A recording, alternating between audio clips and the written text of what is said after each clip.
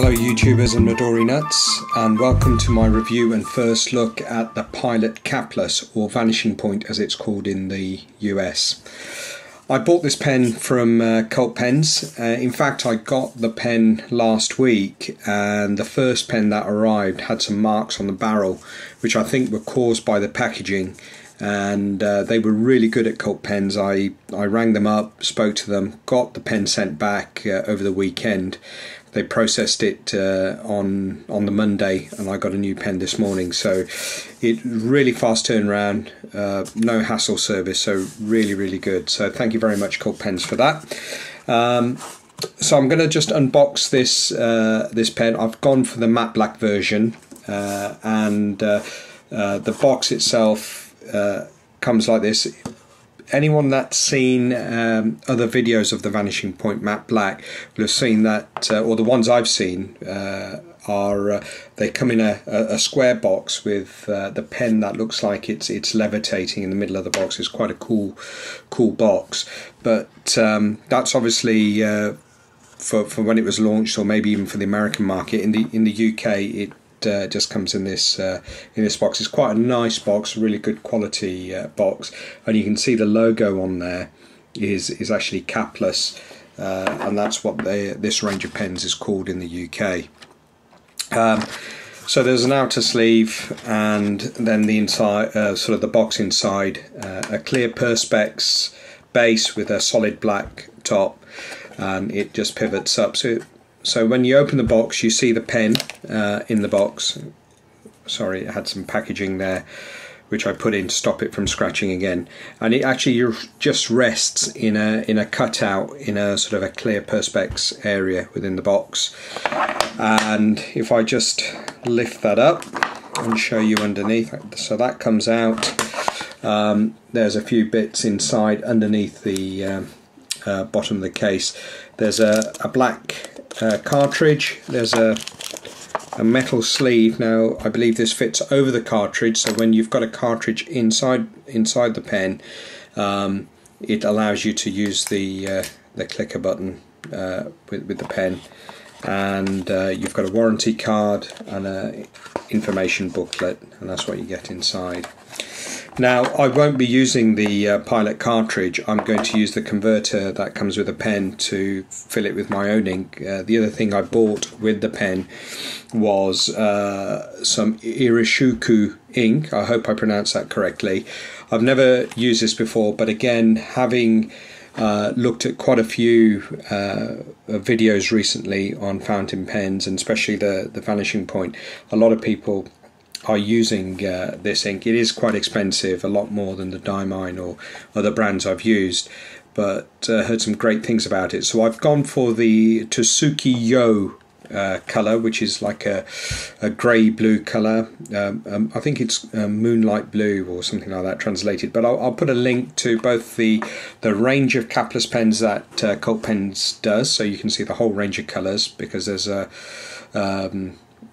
there's sort of glossy finish ones, matte finish ones, and I think there's a new black and white version as well, and also a link to all the different inks, all the colours of inks that they've got, which is quite interesting to look at.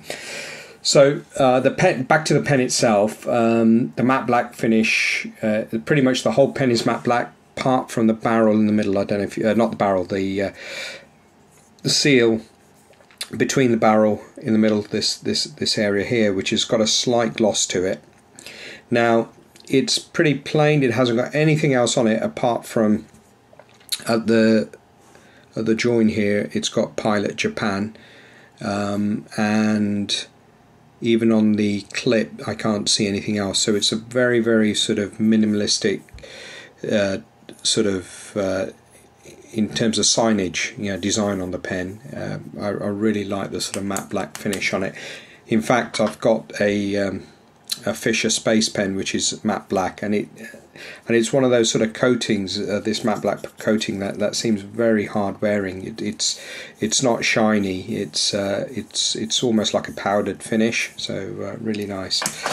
The The nib I've gone for on here is the medium, because after doing some research online and asking a few people who've got one of these pens, I decided to go for the medium because the Japanese medium is very much like a fine in Europe, and I've just started getting used to using a fine nib on my Lamy and Twisby.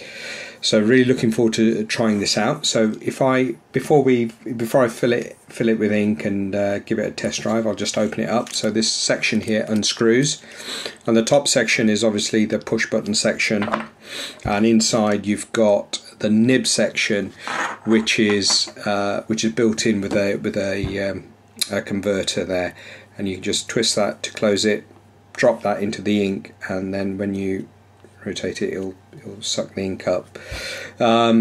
As you can see, the nib is very thin and long. It's not like your regular nib, and that's obviously because it's got to fit into this barrel, and it's got to go in and out of this small enclosure. What you probably won't pick up on the video is that in this little sort of opening here, there's a little door, and when you press down, the door flicks up, allows the nib out, and then when you close or when you press the button again and the nib is retracted, that door closes, and that obviously stops the nib from drying out. One of the things I've heard a lot of people say, and I can see what they mean, that the hole for drawing the ink in is quite a way up on the nib, and so you're going to have to dip it quite far into a bottle to draw ink in. Okay, so if I just assemble it again, what you'll see on the barrel here is there's a little slot, and that means that you have to line up. Any other way the nib section won't fit in, and the reason for that is because the nib can only go in one way because of the opening at the bottom. So this is just a quick review. I haven't tried this pen out yet. I'm going to fill it with ink now, and I'll give it a quick sample and just show you what the sample is like in a few moments. Okay, so I'm just going to fill the pen, and I've made sure that the plunger is all the way down, so screwed down, so when I put it into the ink and unscrew it, it will draw the ink up. And I'll just do that now, and I've got a towel here beside me just to make sure. Now, I haven't done this right this first time. I'm just going to have to do it again. I move the pen up a little bit too fast.